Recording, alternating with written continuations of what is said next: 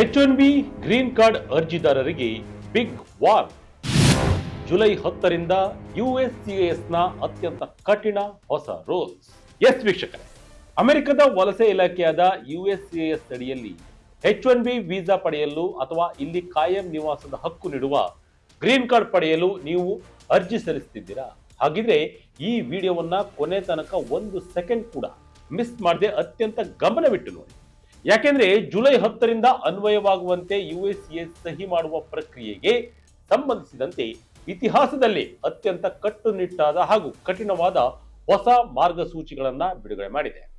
ಇನ್ನು ಮುಂದೆ ನೀವು ನಿಮ್ಮ ಅರ್ಜಿಗಳ ಮೇಲೆ ಮಾಡುವ ಸಹಿ ಅಸಲಿ ಆಗಿಲ್ಲದಿದ್ದರೆ ಅಥವಾ ಕಂಪ್ಯೂಟರ್ ಮೂಲಕ ಜನರೇಟ್ ಮಾಡಿದ ಡಿಜಿಟಲ್ ಸಹಿ ಆಗಿದ್ದರೆ ನಿಮ್ಮ ಅರ್ಜಿಯನ್ನ ಯಾವುದೇ ಮುಲಾಜಿಲ್ಲದೆ ರಿಜೆಕ್ಟ್ ಮಾಡಲಾಗುತ್ತೆ. ಹೌದು ವೀಕ್ಷಕರೇ, ಹೊಸ ನಿಯಮದ ಪ್ರಕಾರ ಒಮ್ಮೆ ನಿಮ್ಮ ಸಹಿ ತಪ್ಪಾಗಿದೆ ಎಂದು ಸಾಬೀತಾದ್ರೆ ಅದನ್ನ ಸರಿಪಡಿಸಿಕೊಳ್ಳಲು ಇಲಾಖೆ ನಿಮಗೆ ಎರಡನೇ ಅವಕಾಶವನ್ನೇ ನೀಡುವುದಿಲ್ಲ. ಹಾಗಿದ್ರೆ ಏನಿದು ಯುಎಸ್ಸಿಎಸ್ ನ ಹೊಸ ಸಹಿ ನಿಯಮ? ಹೊಸ ರೂಲ್ಸ್ ನಲ್ಲಿ ಏನೆಲ್ಲ ಇದೆ? ನಿಮ್ಮ ಸಹಿ ಹೇಗಿರಬೇಕು? ಅರ್ಜಿದಾರರು ತೆಗೆದುಕೊಳ್ಳಬೇಕಾದ ಮುನ್ನೆಚ್ಚರಿಕೆಗಳೇನು? ಸಂಪೂರ್ಣ ಮಾಹಿತಿ ನೋಡ್ತಾ ಹೋಗೋಣ ಬನ್ನಿ. ಯುಎಸ್ಸಿಐಎಸ್ ನ ಹೊಸ ರೂಲ್ಸ್ ನಲ್ಲಿ ಏನಿದೆ ವೀಕ್ಷಕರೇ? ಮೊದಲನೇದಾಗಿ ಈ ನಿಯಮ ಯಾವಾಗ ಜಾರಿಗೆ ಬರುತ್ತದೆ ಮತ್ತು ಯುಎಸ್ಸಿಎಸ್ ಇದರ ಬಗ್ಗೆ ಏನು ಹೇಳಿದೆ ಎಂಬುದನ್ನು ಅರ್ಥ ಮಾಡಿಕೊಳ್ಳೋಣ.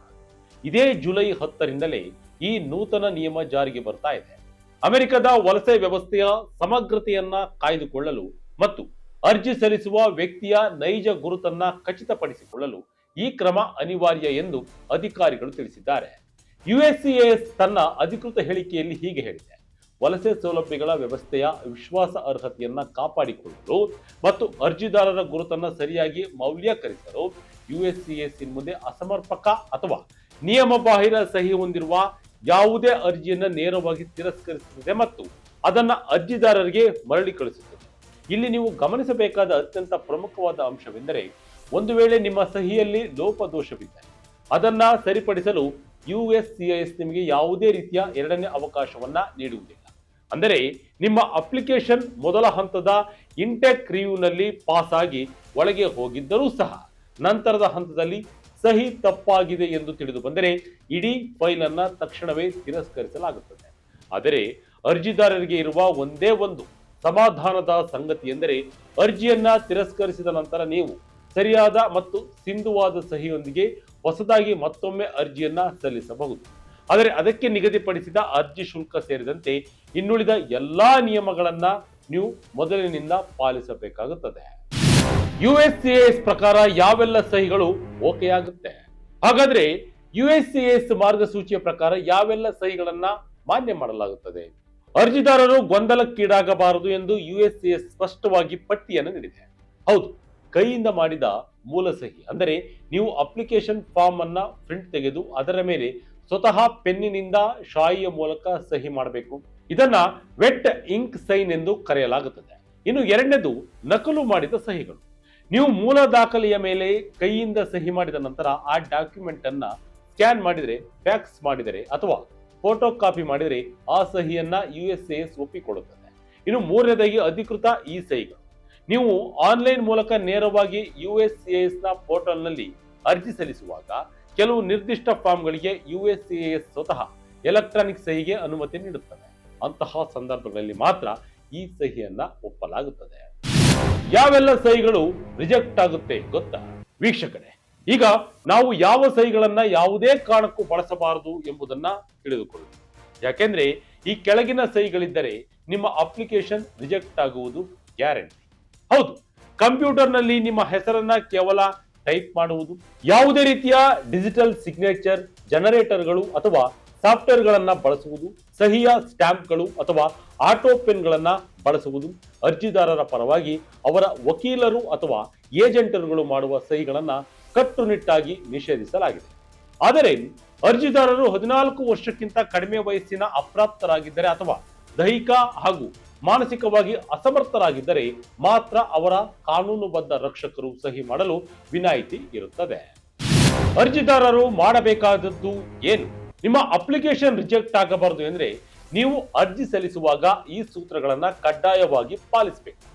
ಮೊದಲ ನಿಯಮ, ಯಾವುದೇ ಫಾರ್ಮ್ ಅನ್ನ ಸಬ್ಮಿಟ್ ಮಾಡುವ ಮುನ್ನ ಯಾವಾಗಲೂ ಕೈಯಿಂದಲೇ ಸಹಿ ಮಾಡುವುದನ್ನ ರೂಢಿಸಿಕೊಳ್ಳಿ. ಎರಡನೇ ನಿಯಮ, ನೀವು ಎಲೆಕ್ಟ್ರಾನಿಕ್ ಫೈಲಿಂಗ್ ಮಾಡುತ್ತಿದ್ದರೆ ಮೊದಲು ಡಾಕ್ಯುಮೆಂಟ್ಗೆ ಕೈಯಿಂದ ಸಹಿ ಮಾಡಿ, ನಂತರ ಅದನ್ನ ಕ್ಲಿಯರ್ ಆಗಿ ಸ್ಕ್ಯಾನ್ ಅಥವಾ ಫೋಟೋ ಕಾಪಿ ಮಾಡಿ ಅಪ್ಲೋಡ್ ಮಾಡಿ.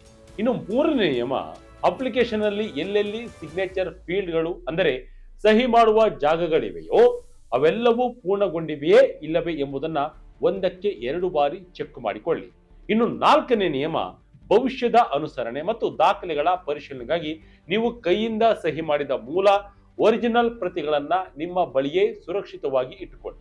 ಇನ್ನು ಐದನೇದು, ಪ್ರತಿ ವೀಸಾ ಅಥವಾ ಗ್ರೀನ್ ಕಾರ್ಡ್ ಫಾರ್ಮ್ಗಳ ಇನ್ಸ್ಟ್ರಕ್ಷನ್ ಶೀಟ್ ಅನ್ನ ಸರಿಯಾಗಿ ಓದಿ ಅದರ ಮಾರ್ಗಸೂಚಿಯನ್ನೇ ಅನುಸರಿಸಿ. ಅರ್ಜಿದಾರರು ಮಾಡಬಾರದ ತಪ್ಪುಗಳೇನು? ಈಗ ಅರ್ಜಿದಾರರು ತಿಳಿಯದೆ ಮಾಡುವ ಸಾಮಾನ್ಯ ತಪ್ಪುಗಳು ಯಾವ್ಯಾವು ಮತ್ತು ಏನನ್ನ ಮಾಡಬಾರದು ಎಂಬುದನ್ನ ನೋಡೋಣ. ಸಿಗ್ನೇಚರ್ ಲೈನ್ ಮೇಲೆ ನಿಮ್ಮ ಹೆಸರನ್ನ ಕೀಬೋರ್ಡ್ ಮೂಲಕ ಟೈಪ್ ಮಾಡಬೇಡಿ ಅಥವಾ ಯಾವುದೇ ಡಿಜಿಟಲ್ ಪರಿಕರಗಳನ್ನ ಬಳಸಬೇಡಿ. ಕಾನೂನುಬದ್ಧವಾಗಿ ಸಂಪೂರ್ಣ ವಿನಾಯಿತಿ ಇರದ ಹೊರತು ನಿಮ್ಮ ಪರವಾಗಿ ಸಹಿ ಮಾಡಲು ನಿಮ್ಮ ವಕೀಲರಿಗಾಗಲಿ ಅಥವಾ ವೀಸಾ ಏಜೆಂಟರಿಗಾಗಲಿ ಅಧಿಕಾರವನ್ನ ನೀಡಬೇಡಿ. ಸಹಿಯ ಸ್ಟಾಂಪ್ಗಳು ಅಥವಾ ಆಟೋಮ್ಯಾಟಿಕ್ ಪೆನ್ಗಳ ತಂತ್ರಜ್ಞಾನವನ್ನ ನಂಬಬೇಡಿ. USCIS ಸ್ವತಃ ಲಿಖಿತವಾಗಿ ಅನುಮತಿ ನೀಡದ ಹೊರತು ಯಾವುದೇ ತೃತೀಯ ಸಾಫ್ಟ್ವೇರ್ ಜನರೇಟೆಡ್ ಸಹಿಗಳನ್ನ ಅರ್ಜಿಯಲ್ಲಿ ಬಳಸಬೇಡಿ. 2026ರ ಹೊಸ ವೀಸಾ ರೂಲ್ಸ್ ನಲ್ಲಿ ಏನೆಲ್ಲ ಇದೆ? ಹಣಕಾಸಿನ ನಿಯಮಗಳಲ್ಲಿ ಭಾರಿ ಬಿಗಿ. ಈ 2026ರ ವೀಸಾ ನಿಯಮಗಳಲ್ಲಿ ಅತ್ಯಂತ ಕಠಿಣವಾದ ಅಂಶ ಅಂದ್ರೆ ಆರ್ಥಿಕ ಪುರಾವೆ. ಇದುವರೆಗೆ ಹೆಚ್ಚಿನ ವಿದ್ಯಾರ್ಥಿಗಳು ಅಲ್ಲಿಗೆ ಹೋದ ಮೇಲೆ ಪಾರ್ಟ್ ಟೈಮ್ ಕೆಲಸ ಮಾಡಿ ತಮ್ಮ ಖರ್ಚು ನೋಡ್ಕೋತೀವಿ ಅಂತ ವೀಸಾ ಪಡಿತಾ ಇದ್ರು. ಆದರೆ ಇನ್ಮುಂದೆ ಅದು ನಡೆಯಲ್ಲ. ನೀವು ಅಲ್ಲಿ ಕೆಲಸ ಮಾಡದಿದ್ದರೂ ನಿಮ್ಮ ಜೀವನ ನಡೆಸಲು ನಿಮ್ಮ ಬಳಿ ಸಾಕಾಗುವಷ್ಟು ಹಣ ಇರಬೇಕು ಎಂಬ ಹೊಸ ರೂಲ್.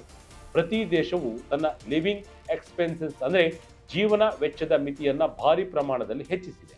ಇದರ ಜೊತೆಗೆ ಇಂಗ್ಲಿಷ್ ಭಾಷೆಯ ಮೇಲೆ ನಿಮ್ಮ ಹಿಡಿತ ಎಷ್ಟಿದೆ ಅನ್ನೋದನ್ನ ಸಾಬೀತುಪಡಿಸಲು ನೀವು IELTS ಅಥವಾ PTE ಪರೀಕ್ಷೆಗಳಲ್ಲಿ ಮೊದಲಿಗಿಂತ ಹೆಚ್ಚು ಸ್ಕೋರ್ ಮಾಡಲೇಬೇಕು.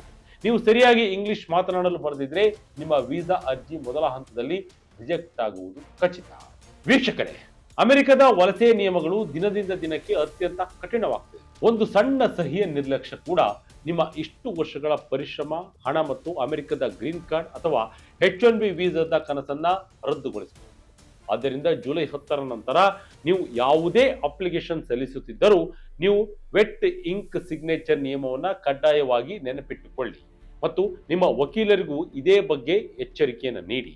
ಈ ಮಾಹಿತಿ ನಿಜಕ್ಕೂ ನಿಮಗೆ ಉಪಯುಕ್ತವಾಗಿಸಿದರೆ ಈ ವಿಡಿಯೋ ಅಮೆರಿಕ ವೀಸಾ ಆಕಾಂಕ್ಷಿಗಳು ಹಾಗೂ ನಿಮ್ಮ ಸ್ನೇಹಿತರೊಂದಿಗೆ ತಪ್ಪದೇ ಶೇರ್ ಮಾಡಿ.